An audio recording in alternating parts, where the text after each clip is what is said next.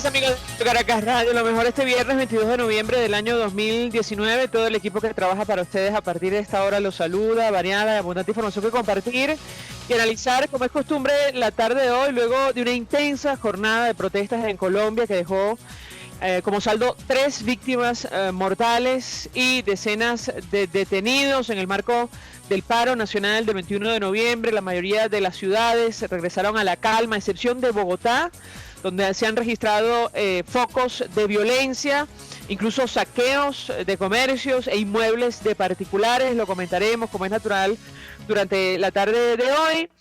El presidente colombiano Iván Duque convocó a un consejo de ministros extraordinario y se espera que realice anuncios este viernes. Dirigentes sindicales desautorizaron al senador Gustavo Petro, quien llamó a prolongar el paro en Colombia. Se espera que esta tarde se repita el cacerolazo de ayer en protesta por la situación económica, reivindicaciones sociales y el rechazo a las políticas del gobierno. Por cierto, el cinismo, y esto lo decimos a título personal, del equipo de Nicolás Maduro, incluyendo el ministro de la Defensa, llamando a la Fuerza Armada y Cuerpos de Seguridad del continente a parar la represión, no tiene límites, y lo decimos porque no solo basta leer el informe de Michelle Bachelet sobre Venezuela, la alta comisionada de Derechos Humanos de Naciones Unidas en materia de represión. Seguir más lejos, Provea, Programa Venezolano de Educación y Acción, recordaba en su cuenta en Twitter que al menos 280 personas han muerto en el marco de manifestaciones, han sido asesinadas en el marco de manifestaciones en nuestro país. Varios datos. Familiares de la defensa del diputado Juan Requesens exigirán su libertad luego de que un grupo de trabajo de detenciones arbitrarias de la ONU pidiera su excarcelación tras su ilegal detención. Y a propósito del petro y el nuevo soporte que ha anunciado Nicolás Maduro para esta criptomoneda que luego pasó a ser unidad de cuenta, que estará fundamentada en barriles de petróleo que no se han logrado vender. Lo comentaremos ampliamente a partir de las 5:30 de la tarde en Conexión 750. Comenzamos.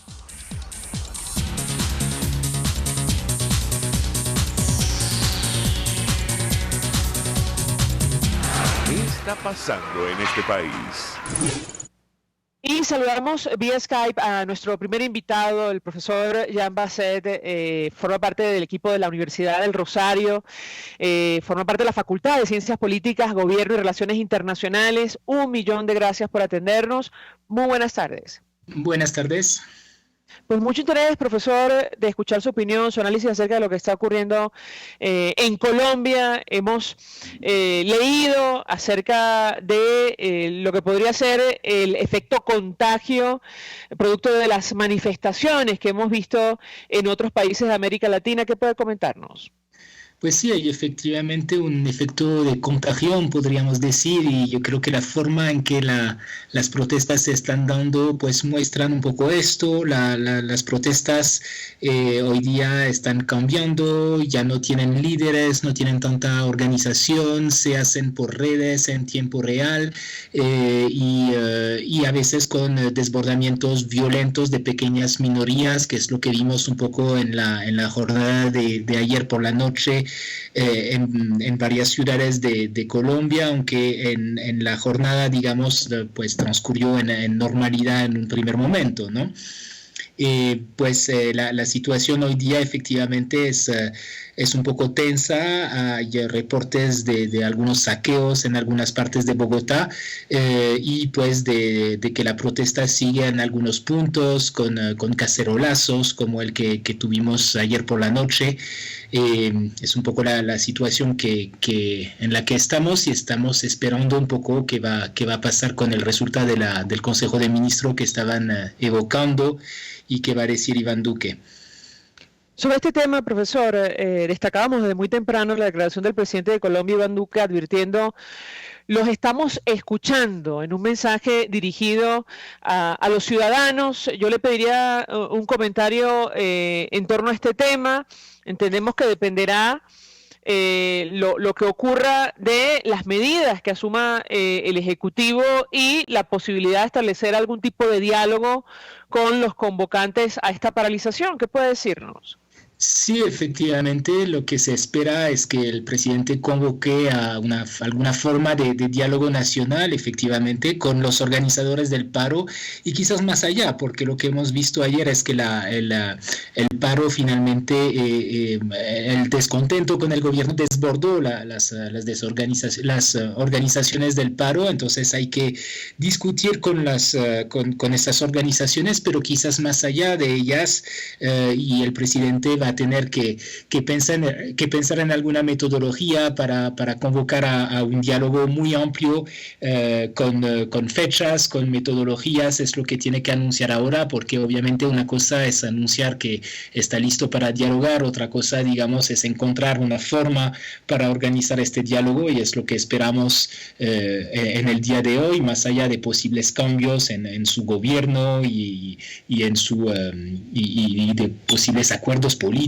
y diálogos políticos con partidos, que eso es otra parte, pero lo más importante, creo, en este momento es un poco un diálogo con los sectores sociales.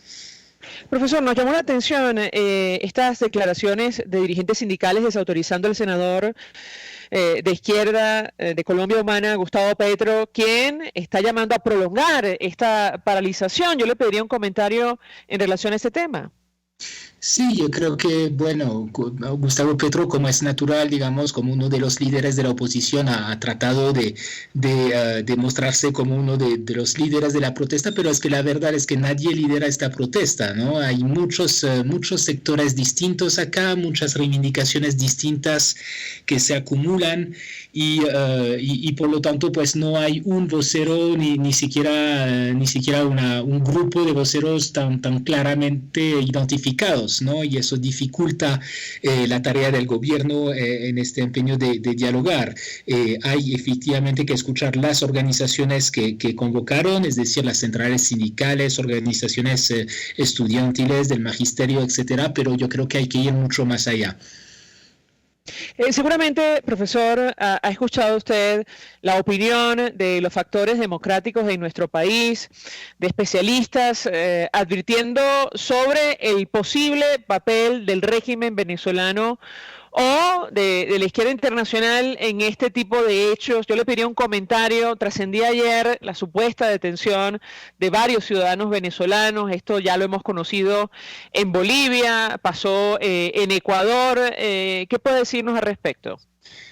Bueno, pues es posible efectivamente que haya organizaciones con vínculos internacionales metidas en este tipo de protestas, pero obviamente estas organizaciones de por sí no explican la protesta ni su amplitud, ¿no? Entonces, una cosa, digamos, es hablar de algunos pequeños grupos politizados que están buscando réditos, digamos, en una protesta. Otra cosa, digamos, es, yo no creo tampoco que haya que darle una importancia excesiva a estos grupos, digamos.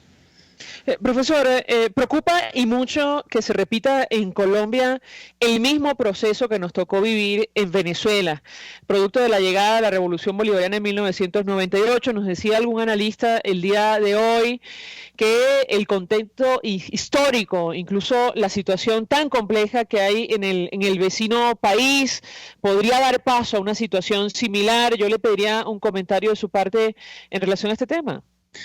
Pues la verdad, yo no creo que la situación es muy distinta, ¿no? Yo no haría este tipo de comparación con Venezuela, a lo mejor con el caso de Chile, de lo que pasa hoy día en Chile, pero con Venezuela es bastante distinto, ¿no? Porque teníamos una especie de vacío político en los años 90, en el momento en que el movimiento de Chávez empezó a despegar, que no hay en este momento en Colombia. Tenemos un gobierno impopular, digamos, y que concentra una acumulación de descontentos en este momento, pero tenemos también, digamos, no tenemos una crisis sistémica, yo diría, tan fuerte como la que conoció Venezuela en los años 90. Entre otras cosas, salimos de unas elecciones locales que se organizaron hace un mes, donde hubo mucha participación y bastante renovación política en el ámbito local. Entonces, digamos que hay formas de canalizar este descontento, ¿no? Más allá de lo que pasa hoy día. El factor del conflicto armado y el proceso de paz que está en marcha en Colombia, ¿qué impacto puede tener en el marco de estas manifestaciones, profesor, en su opinión? Bueno, efectivamente, eso es una de las reivindicaciones. Hay muchas reivindicaciones en este paro. Hay, digamos, protestas contra algunas medidas sociales o discusiones, digamos, que hablan de posibles reformas sociales en algunos ámbitos, pero hay también este tema del conflicto y de la forma en que el gobierno implementa o no implementa los acuerdos de paz, digamos. Y ahí pues hay efectivamente muchos descontentos sobre la forma en que el gobierno maneja el tema. Hace parte del descontento. Hemos visto, digamos, rebrotes de violencias en algunas partes del país, particularmente en la costa pacífica, la cantidad de líderes sociales asesinados. Bueno, hay muchas cosas, digamos, aquí que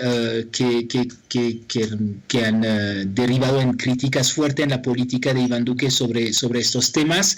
Entonces ahí también habría probablemente que abrir algún frente de diálogo, y quizás sería bueno que el propio presidente se sienta con los desmovilizados de la exguerrilla de las FARC para ver un poco cómo pueden rescatar este acuerdo de paz y salir adelante. Profesor, ¿hasta dónde cree usted que pueden llegar estas manifestaciones? Es decir, ¿cree que pueden desestabilizar al gobierno o es pronto para decirlo? Yo creo que es pronto para decirlo. Todo va a depender de la respuesta que va a aportar ahora el presidente. Yo creo que es muy importante que lance desde ya algún tipo de diálogo nacional, de debate nacional alrededor de las reivindicaciones del paro, para tratar de canalizar un poco este descontento y digamos, toda la cuestión es si lo va a lograr, ¿sí? Pero digamos que yo a priori creería que tiene buenas posibilidades de lograrlo. Puede encontrar interlocutores que lo ayude para hacerlo, pero pues todo depende de cómo él va a tratar de manejar esta situación. Profesor Jean Basset, gracias por atendernos, acompañarnos, profesor titular de la Facultad de Ciencia Política, Gobierno y Relaciones Internacionales de la Universidad Rosario en Bogotá, expresando opinión, análisis acerca de lo que está ocurriendo ahora mismo en Colombia. Vamos a la pausa, al regreso venimos con más. Usted escucha Conexión 750 con María Alejandra Trujillo, solo por RCR 750 AM. Puedes seguirnos en nuestras redes sociales. En Twitter, @RCR750, la radio que se ve. Mensaje del ingeniero Kenick Navarro, presidente del FOMPRES-CIB. Apreciado colega ingeniero, arquitecto y afín, el Fondo de Previsión Social del Colegio de Ingenieros de Venezuela, FOMPRES-CIB, diseñó para la protección de tu salud el Sistema Integral de Previsión Social. El mismo tiene a tu disposición beneficios de la solvencia, asistencia primaria de salud, el plan de salud con coberturas de acceso VIP, todos estos planes pensando en la protección de tu familia. Para mayor información visita fomprescibe.net.be, Colegio de Ingenieros de Venezuela, construyendo futuro.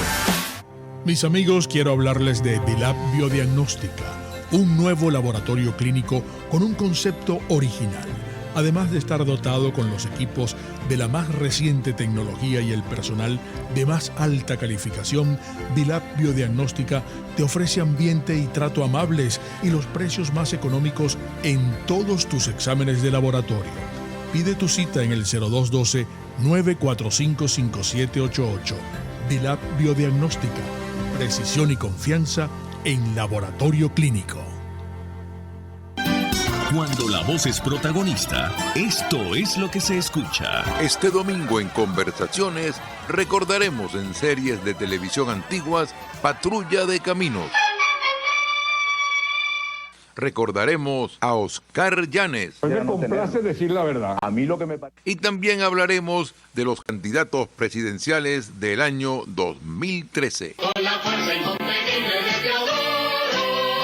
Todas estas historias bien contadas y bien documentadas este domingo a las 9 de la mañana en Conversaciones con Gustavo Trías. Sintonícenos a través de rcr.tv y @rcr750, la radio que se ve. En RCR somos vanguardia. Toda la programación de tu RCR también la puedes seguir a través de la internet. Audio y video en tiempo real. Noticias y mucho más. No te pierdas ni un segundo de nuestra programación. No hay excusa ni cadena que valga para que dejes de escucharnos. Ingresa a rcr.tv, la radio que se ve. Ruedas, motores y algo más.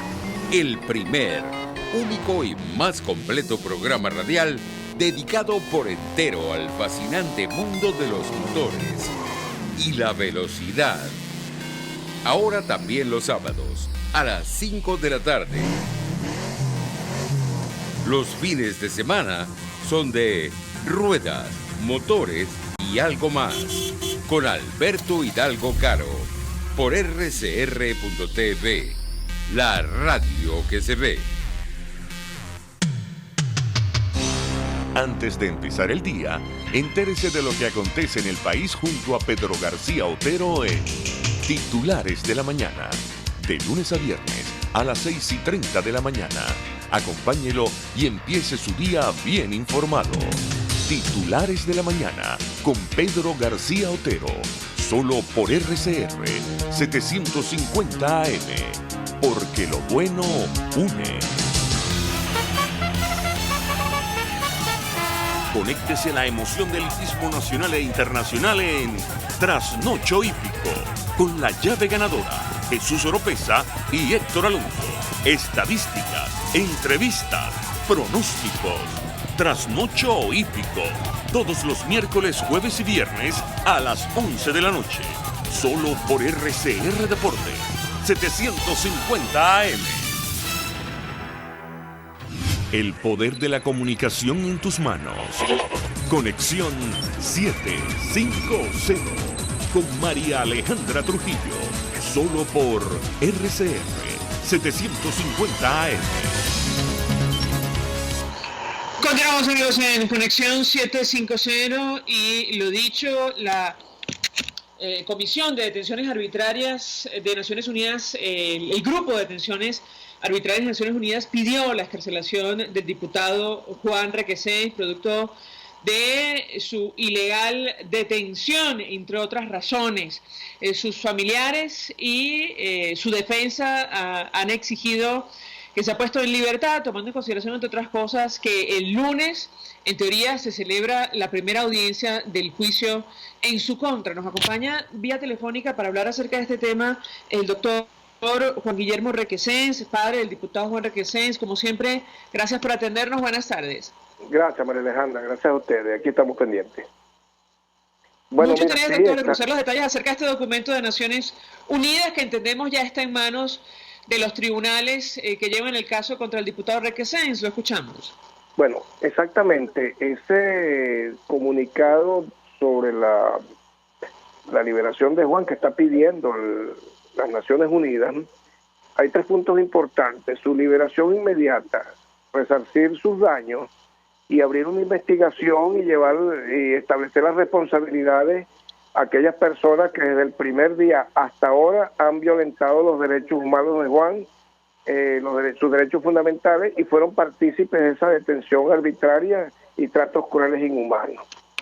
Según información del doctor Joel, cuando ese documento se introdujo en el Tribunal de Control, que es donde estaba la juez Carol Padilla, ahora tenemos que esperar el lunes, donde supuestamente se va a realizar la primera audiencia del juicio, y esperaremos allí el pronunciamiento de la juez, que creo que es la juez Ivette López. Entonces estamos atentos a su respuesta porque ella tiene que pronunciarse, porque de acuerdo al artículo 23 de nuestra Constitución, palabras más, palabras menos, como dice tu programa, dice que Venezuela es signataria de convenios y pactos internacionales con respecto a los derechos humanos, y esa resolución tiene acción directa interna aquí sobre cualquier juez o funcionario público, y por lo tanto tiene que dar una respuesta inmediata, es decir, liberar al diputado Requesens. Ahora, doctor, tomando en cuenta cómo funcionan las cosas en nuestro país, yo le preguntaría cuál es la expectativa, eso en primer lugar, y en segundo lugar, saber si el documento menciona a funcionarios en específico vinculados con la detención ilegal del diputado Juan Requesens. Bueno, fíjate lo siguiente, nosotros nunca nos hemos creado falsas expectativas con esta gente, pues estos de por sí son violadores innatos de la Constitución, de los derechos humanos, ni nada. Aquí lo que llama la atención es importantísimo. Si tienen una silla en la Comisión de la ONU de los Derechos Humanos, vamos a ver cuál va a ser la respuesta. Ellos tienen que dar una respuesta, porque esto es un mandato ya de ese grupo que investigó grupo de trabajo que investigó la detención arbitraria de Juan. De manera que vamos a esperar cuál va a ser el pronunciamiento de la juez y si da cumplimiento. Entonces aquí ellos tienen un compromiso internacional, porque todo el mundo se ha pronunciado. El senador Marco Rubio acaba de salir ayer un comunicado de la Amnistía Internacional también, de manera que no la tienen fácil. Por otro lado, mira, yo pienso que hay que esperar, porque no sabemos, no nos creamos falsas expectativas con este problema. Doctor, entiendo que el documento hace referencia a los funcionarios del SEBIN que abordaron violentamente y sin identificarse al diputado Juan Requesens, sin presencia de orden judicial, que en ese momento, recordamos a los amigos oyentes, estaba con su hermana, tal y como lo captaron las cámaras de seguridad de su residencia. Yo le pediría un comentario al respecto, porque nos da la impresión que estos funcionarios en específico no serían los únicos responsables de su aprehensión. Obviamente, ahí hay órdenes superiores que le dan a los subalternos para que cumplan con la cuestión. Yo, que fui oficial del ejército asimilado, sé lo que es dar órdenes y recibir órdenes, y aquí está implicado desde quien dio las órdenes arriba hasta quien las cumplió, y el que las cumplió no se exime, porque el artículo 25 de la Constitución dice que la responsabilidad es individual y que no valen órdenes superiores. Ahora, no recuerdo ahorita, son 17 páginas, si hay nombres de ellos. Sin embargo, eso está grabado allí. Hay un teniente coronel de la Guardia, que no recuerdo su nombre, que es el único que no llevaba el pasamontaña, cuando la cámara que apuntaba hacia el ascensor lo enfocó a todos ellos.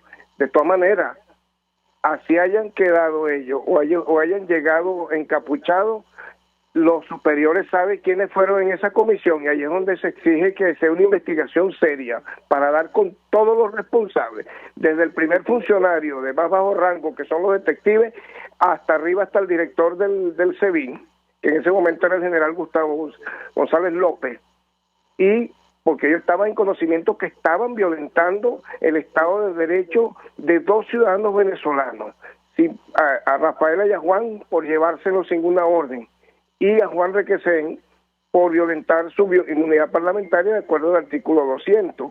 De manera que ahí está involucrado desde el director del SEBIN para abajo, y quien da las órdenes arriba de ellos, que eso depende de la vicepresidencia. Yo incluiría, doctor, si me permite, a los fiscales que participaron, a los tribunales, incluso a los miembros de la constituyente comunal que ilegalmente levantaron la inmunidad del diputado Juan Requesens. Claro, ahí está incluido todo el mundo. Esto porque es la parte, te estoy nombrando la parte operativa del SEBIN.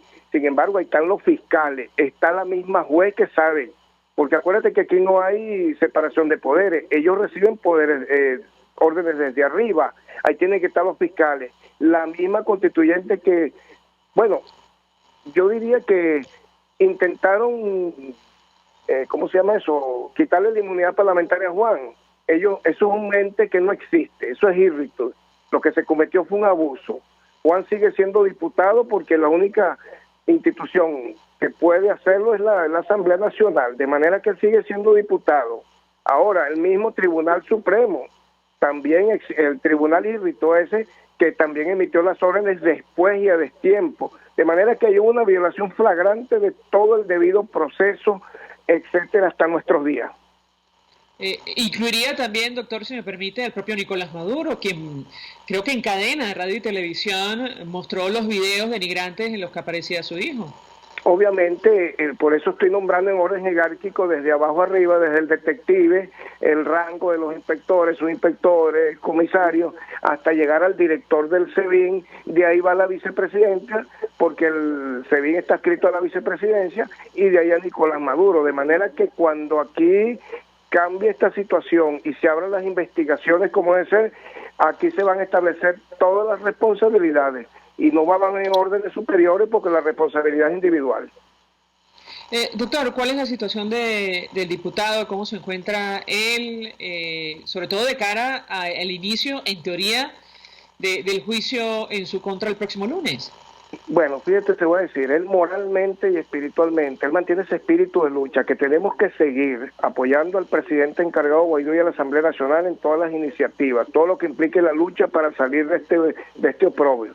Por lo demás, él está claro de que él es inocente, que él tiene que salir libre, que por lo tanto él no le van a coartar su espíritu de lucha, ni le van a hacer bajar la mirada, que él está muy claro, que esto es un problema político y no jurídico, y él está muy fuerte. Nosotros estamos fuertes, no nos queremos falsas expectativas, pero tampoco nos desesperanzamos. Aquí puede suceder cualquier cosa. Doctor, Rafaela Requesén, su hermana, quien fue detenida en ese momento también de forma irregular, ella ofreció una declaración en la que decía que la meta del diputado Juan Requesén probablemente iba a ser presidente del país, y más tarde ella lamentó que, bueno, los medios de comunicación, las redes le dieran mayor importancia a eso que a lo que está ocurriendo en Venezuela, pero yo le pediría un comentario en torno a este tema.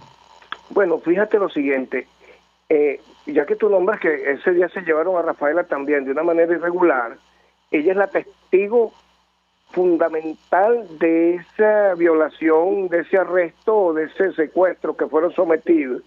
Y sin embargo, ella que estuvo las 3-4 horas en el helicoide, ella no aparece registrada como se haya ingresado, o sea, ella nunca existió allí. Entonces, con respecto al comentario de ella, yo me imagino que cualquier persona que haga carrera política tiene sus aspiraciones en el futuro, y más Juan, que es un muchacho que está formándose, pues, y que a lo mejor él aspirará en su momento, cuando le toque medirse unas primarias donde sea. Ahora, ella tiene razón. Nosotros aquí, yo estoy viendo, las redes sociales son importantes, pero también son un poco tóxicas, porque habiendo cosas y temas importantes, donde mataron a un estudiante en Monaga, sigue muriendo gente en la calle por falta de medicina y falta de comida. Sigue este país sumergido en la peor crisis y tragedia de la historia, y ese es un comentario muy personal, y creo que la misma esposa de Juan, Oriana, lo sacó, que él siempre ha comentado que él tiene sus aspiraciones en su momento, pues no ser ahorita, mañana o pasado, sino cuando él considere que él debe aspirar, y eso yo creo que eso es muy natural y de cualquier político que está haciendo carrera, pues. Finalmente, doctor, ¿cómo están sus nietos?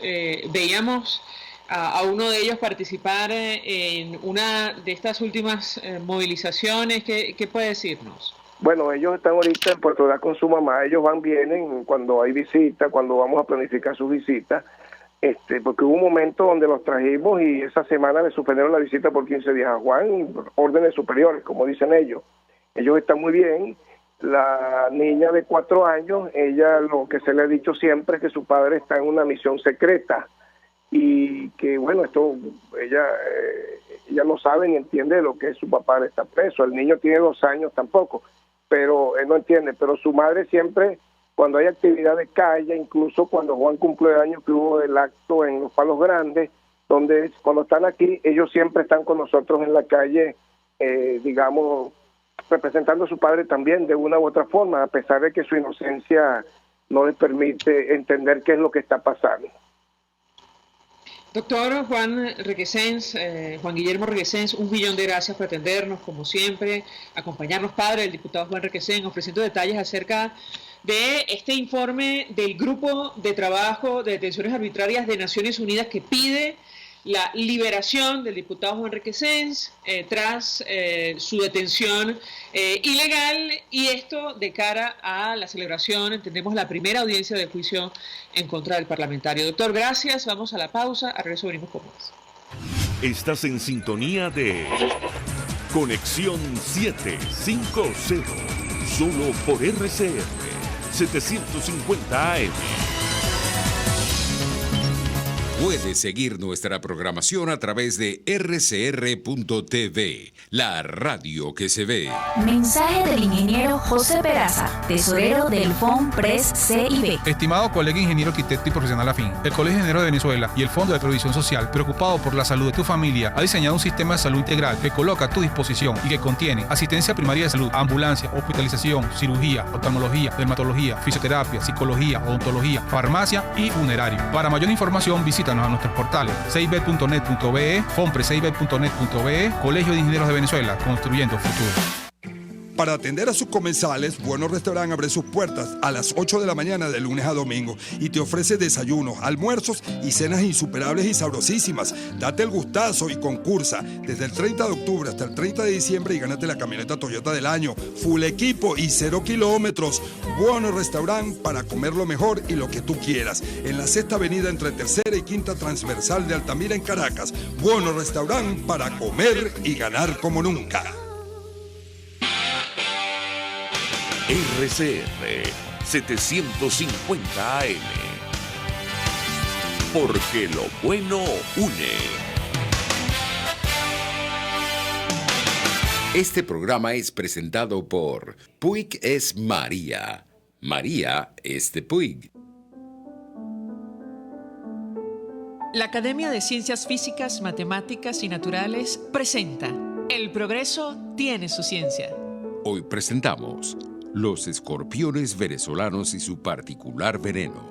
Una gota de su secreción sería suficiente para matar a un hombre en pocas horas. Los escorpiones o alacranes son capaces de producir un cóctel letal que contiene más de 300 toxinas que bloquean el vital intercambio de iones en las células de cualquier organismo, ya sea una criatura de 100 kilos o un diminuto hongo o bacteria que se pose en su exoesqueleto. El grupo liderado por la doctora Gina de Sutze, investigadora del Instituto Venezolano de Investigaciones Científicas IVIC, ha estudiado por décadas los efectos que desencadenan los venenos de los escorpiones en los organismos. Demostraron que la composición del veneno producido por las especies venezolanas es diferente a los producidos por especies de otras latitudes y sus efectos más complejos. En contraste con otros venenos escorpiónicos que afectan únicamente al sistema nervioso, el veneno de los escorpiones venezolanos actúa también sobre el sistema inflamatorio y la coagulación, agravando el cuadro del síndrome escorpiónico. Pero estos arácnidos no solo inoculan veneno a sus enemigos o presas, sino también lo rocían sobre su propio exoesqueleto para librarse de hongos y bacterias. Este dato curioso llevó a la doctora de Sutze a demostrar que los escorpiones son boticas andantes. Sus toxinas tienen actividad antibacteriana, antifúngica y anticancerígena que pudieran dar respuestas a enfermedades humanas.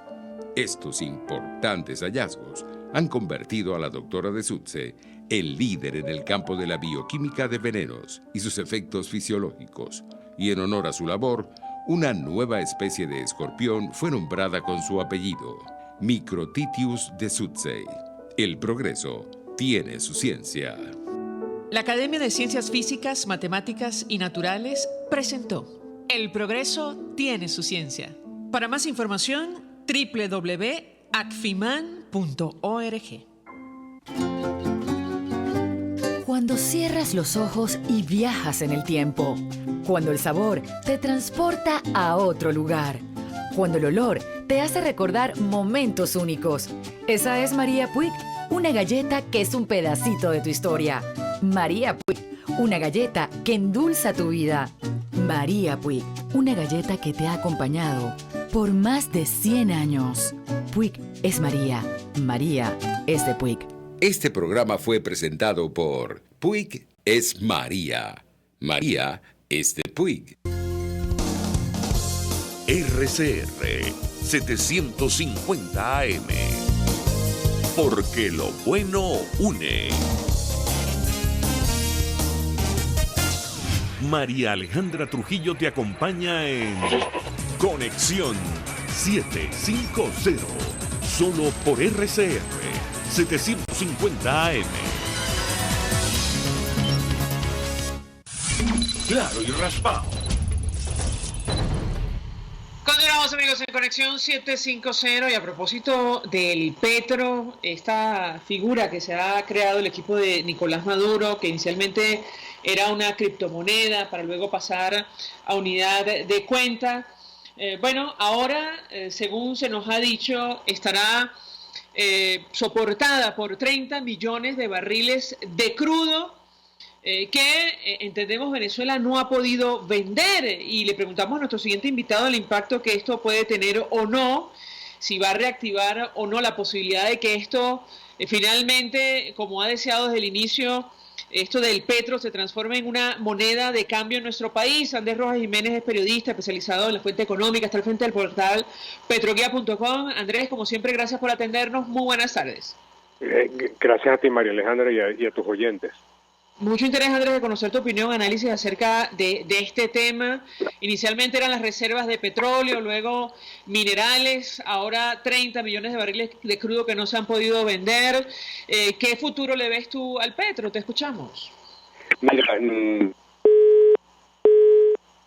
Caramba, perdimos comunicación con Andrés Rojas Jiménez justo cuando nos iba a contestar acerca de este tema que el equipo de Nicolás Maduro insiste en promover, a pesar del fracaso de las sanciones aprobadas por el Departamento del Tesoro norteamericano contra las transacciones internacionales de lo que fue inicialmente una criptomoneda o ahora unidad de cuenta. Lo cierto es que de momento el equipo económico de Nicolás Maduro insiste en obligar a empresas públicas y privadas a presentar una doble contabilidad. Algunos analistas con los cuales hemos conversado en este espacio aseguran que la intención velada es otra vez eliminarle ceros a la moneda y, bueno, declarar finalmente el fin del bolívar en Venezuela. Andrés Rojas, te escuchamos. Mira, te escuché lo de la parte del fin del bolívar. Yo creo que eso es indiscutible. Es decir, ya el bolívar, como lo conocemos, deja de existir. Creo que queda clarísimo que el dólar es la moneda que está rigiendo, y lo que me parece contradictorio es entre lo que el discurso a favor de la dolarización que tuvo el presidente Maduro en el programa del domingo con José Vicente Rangel y lo que ahora habla del petro. Es decir, sobre todo porque en el petro no termina uno de entender exactamente qué es lo que es, si efectivamente es una unidad de cuenta, si es una criptomoneda, si en función de qué cotiza, porque digamos, cuando originalmente se planteó, estaba en función del precio del petróleo. Hoy, por ejemplo, el petróleo bajó porque no es solamente un tema de cuántos barriles representa, sino a qué precio se venden esos barriles, porque los barriles no tienen un precio estático y tampoco los barriles se decreta una depreciación acelerada, ¿no? Sino dependen de las condiciones propias de mercado, ¿no? En el cual, por cierto, Venezuela influye, pero por la caída en la producción. Entonces, en este momento, hay dos cosas ciertas que tenemos los venezolanos. Uno, que lo predomina muchísimo, el pago con dólares, en segundo lugar con el euro, y luego con...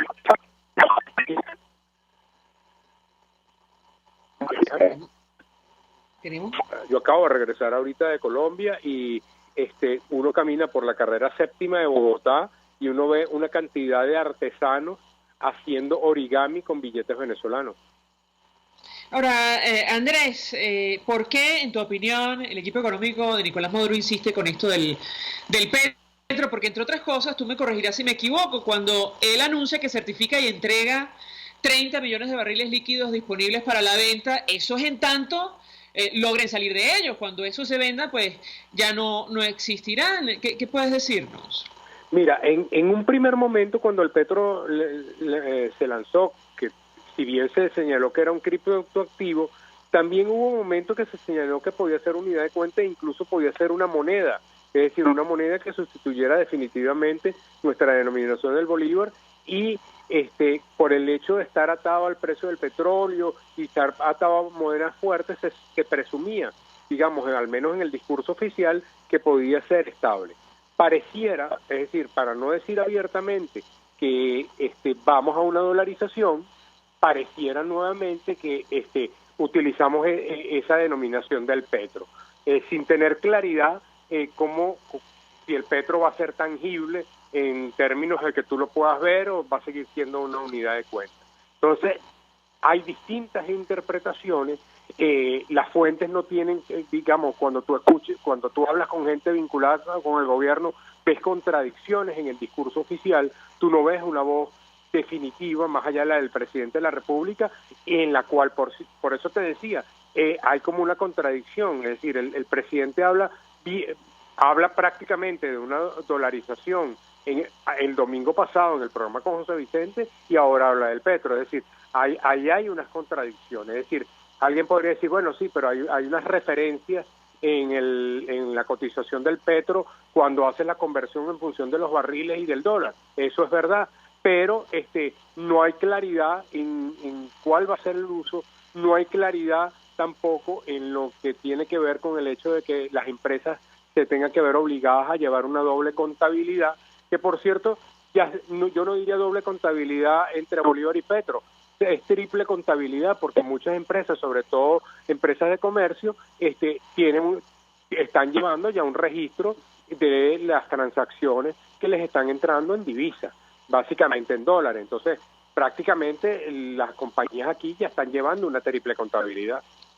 Ahora, Andrés, tú dices, vamos a una dolarización. ¿Tú lo ves como un hecho? Algunos especialistas aseguran que en Venezuela no están dadas las condiciones, lo que vemos es un proceso absolutamente desordenado y además... Bueno, es que ya va, María Alejandra, es decir, cuando te hablo de una dolarización, yo no hablo de una dolarización ordenada, es decir, aquí estamos ya, es decir, ya dudo mucho que cualquier persona, y eso tú lo sacas cuando uno va al detal, ya no te hablo de transacciones entre compañías, hablo entre ventas al detal, es decir, aquí hay un predominio, por ejemplo, de los billetes de baja denominación, de $1, de 5, de 10 y de 20, es decir, es un proceso desordenado, vamos a estar claros, y lo grave aquí, es decir, yo entiendo el discurso de los economistas, pero es que lo grave aquí es que no veo ningún intento ordenado por darle, que el intento ordenado no es ni siquiera por un tema de la moneda, el intento ordenado pasa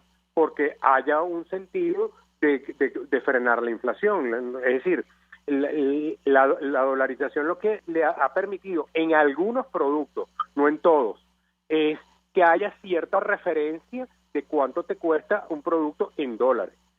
Por eso es que hay esta polémica entre los economistas y otras personas que no son economistas de si tenemos inflación en dólares o no, porque tú te consigues un producto que te aumenta de precio en dólares y entonces si hoy lo veías en 20, a lo mejor lo ves en 24, pero digamos, porque uno lo puede entender en bolívares, pero en todo caso es desordenado, es decir, hay una dolarización desordenada y lo que necesita una moneda para que la gente crea en ella es confianza, eso no existe, entonces obviamente la dolarización es desordenada, que no, digamos, yo escuchaba una entrevista que le hacían a Luis Vicente León y él decía que la dolarización es cuando las autoridades deciden formalmente que es nuestro signo monetario. Yo no veo al presidente Maduro diciendo, es decir, eso sería una gran contradicción y entre otras razones habría que modificar la Constitución, es decir, como para que el presidente Maduro diga la moneda de Venezuela es el dólar. No, tú me preguntas a mí, yo no veo al presidente Maduro diciendo eso, sería una sorpresa. Ahora, lo que sí es cierto es que ya prácticamente ante la ausencia de bolívares, pareciera que el Banco Central no está interesado en emitir nuevos billetes de bolívares, y entonces, bueno, nos regimos por la circulación de dólares. Entonces, en la práctica, se ha dado una dolarización desordenada. No ha sido decretada, ni creo yo que vaya a ser decretada. De hecho, la información que yo tengo es que las mismas autoridades del Banco Central de Venezuela fueron las primeras sorprendidas con lo que dijo el presidente en el programa de José Vicente Rangel. Y además, Andrés, si me permite, profundamente desigual. Nuestros viejitos están pidiendo que los $4 que le dan por pensión mensual, bueno, se los den en moneda, en divisa extranjera y no en bolívares que hoy día no alcanzan para nada. Que por cierto, pero es que no solamente eso, María Alejandra, sino que a veces no hay no hay el inventario suficiente de billetes y a veces esos miserables bolívares, en el sentido de la capacidad que tienen, no se los dan completos porque no hay los suficientes bolívares. Y lo que a mí también me indigna, porque no, y siempre me ha indignado desde que estas protestas de las personas mayores, ya en edad de jubilarse, y esto viene desde la época del segundo gobierno de Rafael Caldera y del segundo gobierno de Carlos Andrés Pérez. ¿Cómo es posible que a estas alturas tengas que someter todos los meses a estas personas a esas largas colas? Alguien me decía, bueno, con eso sociabilizan, sí, pero yo creo que hay maneras en las cuales se puede propiciar la sociabilización de la gente mayor sin que tú los pongas a pasar las penurias de unas largas colas para cobrar, como tú bien dices, $4 en bolívares. Ahora, Andrés, hemos escuchado la explicación según la cual también de economistas, analistas, el equipo de Nicolás Maduro quiere, aplicar una reconversión monetaria utilizando el petro para ello. Yo te pediría un comentario al respecto, porque al final, si ese es el objetivo, los resultados son exactamente los mismos. ¿Qué puedes decirnos? Mira, me parece que es como el perro que se muerde la cola, es decir, no tengo nada que decir al respecto, pero Alejandra, es decir, yo veo que ya irremediablemente, y sobre todo se aceleró después del apagón eléctrico, ante la falla de efectivo y sobre todo ante la falla de los puntos de venta. Yo lo que sí uno quisiera es que por lo menos porque ese es el otro dilema de Venezuela, es decir, muchas veces se consigue las fallas en los puntos de venta por la conectividad en telecomunicaciones, que es pésima, y entonces tienes que recurrir nuevamente al efectivo, y en este caso es en divisa. Entonces, al final, digamos, cualquier mecanismo uno termina viendo y uno no ve claridad. Es decir, por eso te insisto mucho en el tema de las contradicciones, porque por un lado habla del dólar, pero por el otro lado habla del petro, se habla de una reconversión. Las mismas autoridades del Banco Central no son sorprendidas. Entonces pareciera que como que no hay una coordinación, al menos en la vocería de lo que se va a decir en términos monetarios entre el Ejecutivo Nacional y el Banco Central de Venezuela. Que el equipo económico, Andrés, si me permite, no tiene brújula en nuestro país. No tiene brújula, pero primero, ¿quién es el jefe del gabinete económico? Es decir, en teoría es el vicepresidente para la área económica, que es Tarek El Aissami. Tenemos mucho tiempo que nosotros no le vemos algún pronunciamiento o una declaración a Tarek El Aissami en ese sentido. El ministro de Finanzas prácticamente no habla. El ministro de Planificación, que en el pasado era el jefe del gabinete económico, por lo menos así fue, o el gobierno del presidente Chávez con Jorge Giordani, era el que tenía buena parte de la vocería. Entonces eso uno no lo está viendo en la actualidad, es decir, uno no ve unas declaraciones oficiales en ese sentido. Andrés, ¿existe comparación con algún país del mundo ahora mismo? A propósito de lo que está ocurriendo en Venezuela, en esta época moderna, quiero decir, sin retrotraernos a la Edad Media. Mira, yo que más o menos nosotros en Petroguía monitoreamos varios países de América Latina. Yo acabo de estar ahorita en Colombia. Y uno ve vocerías y uno ve como claridad en las políticas económicas, es decir, eso uno no lo ve en el caso venezolano, es decir, y pareciera que, pero digamos, no solamente ahorita, es decir, ya pasaba en la época del presidente Chávez, creo que se ha agravado mucho más en la gestión del presidente Maduro. Andrés Rojas Jiménez, gracias por atendernos, acompañarnos estos minutos. Periodista especializado en el área económica, está al frente del portal petroguía.com expresando opinión y análisis acerca de este tema del petro que Nicolás Maduro insiste en promover sin brújula, como comentábamos, inicialmente una criptomoneda, pasó a ser unidad de cuenta, ahora mismo no sabemos exactamente qué es. Lo cierto es que hace días él certificaba la entrega de 30 millones de barriles líquidos disponibles para la venta inmediata para fortalecer esto del petro. Nosotros hacemos una pausa, a regreso venimos con más. Escuchamos Conexión 750, solo por RCR 750 AM. Sintonícenos a través de Periscope, @RCR750, la radio que se ve. Mensaje del ingeniero José Peraza, tesorero del FOMPRES CIB. Estimado colega ingeniero, arquitecto y profesional afín, el Colegio de Ingenieros de Venezuela y el Fondo de Previsión Social, preocupado por la salud de tu familia, ha diseñado un sistema de salud integral que coloca a tu disposición y que contiene asistencia primaria de salud, ambulancia, hospitalización, cirugía, oftalmología, dermatología, fisioterapia, psicología, odontología, farmacia y funerario. Para mayor información, visítanos a nuestros portales cib.net.be, fomprescib.net.be, Colegio de Ingenieros de Venezuela, construyendo futuro. Las carteras Daniela Ross son una extensión de tu personalidad. Cuando una cartera es capaz de reflejar tus sueños, cuando buscas diseños, calidad y colores vibrantes que le impriman a tu look ese toque especial que atrapa las miradas. Carteras Daniela Ross únicas, diseñadas teniendo como patrón a la mujer venezolana de hoy, llena de retos y libertad. En Instagram @DanielaRossM. Daniela Ross, la cartera hecha en Venezuela con nombre y apellido.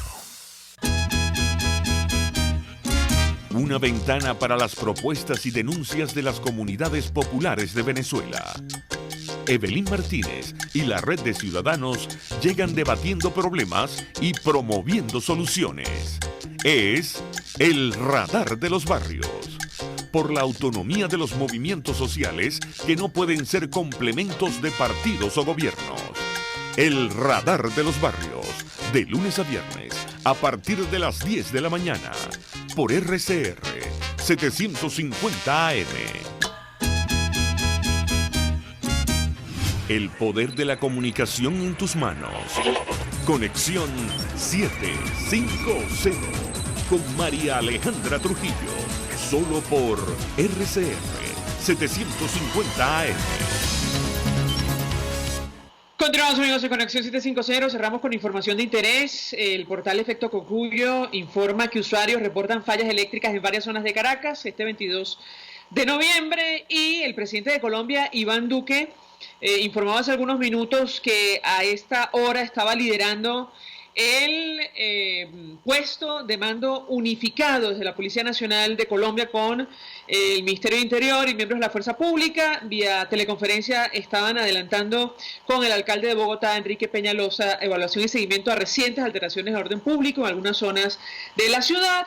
Es la última información que tenemos sobre lo que está ocurriendo en el país vecino. Nosotros nos despedimos y lo hacemos a nombre de Jaime Estares en la dirección general de la estación, en la gerencia de producción Willy Charcaya, en la producción Kenger Jaramillo y María Quintero, en los controles Víctor Mejías, quien tuvo el inmenso placer de acompañarles, María Alejandra Trujillo.